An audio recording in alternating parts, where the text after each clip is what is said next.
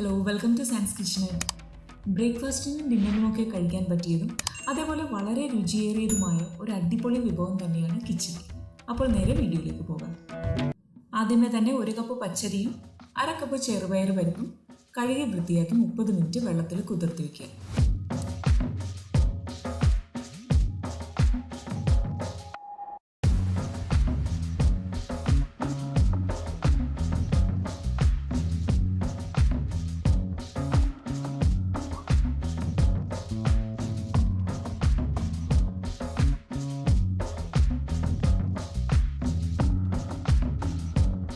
ഇനി കിച്ചടി തയ്യാറാക്കുന്നതിനായി കുക്കറിലേക്ക് 2 table spoon നെയ്യ് ഒഴിച്ച് ഇതിലേക്ക് 1/2 ടീസ്പൂൺ നല്ല ജീരകം ചേർത്ത് ഒന്ന് മൂപ്പിക്കുക.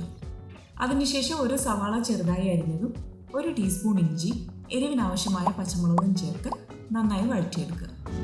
ഇനി ഇതിലേക്ക് 1/4 ടീസ്പൂൺ മഞ്ഞൾപ്പൊടി, 1/4 ടീസ്പൂൺ കായപ്പൊടിയും ചേർത്തൊന്ന് യോജിപ്പിക്കുക.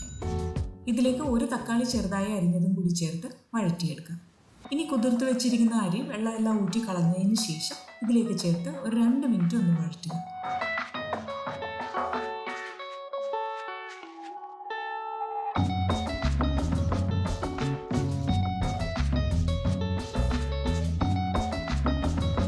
അതിനുശേഷം 5 കപ്പ് വെള്ളവും ആവശ്യത്തിന് ഉപ്പും കൂടി ചേർത്തിളക്കി മീഡിയം ഫ്ലെയിമിൽ വെച്ച് ഒരു 5 വിസിൽ വരുന്നത് വരെ വേവിച്ചെടുക്കുക.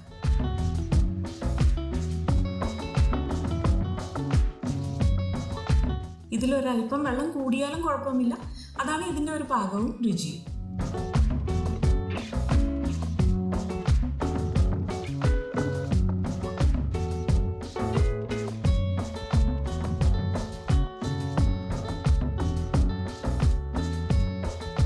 ഇനി ഒരല്പം മല്ലിയില കൂടി ചേർത്ത് യോജിപ്പിച്ചെടുത്താൽ വളരെ രുചികരമായ കിച്ചടി തയ്യാർ. തീർച്ചയായും ട്രൈ ചെയ്ത് നോക്കേണ്ട ഒന്ന് തന്നെയാണ്. Thanks for watching.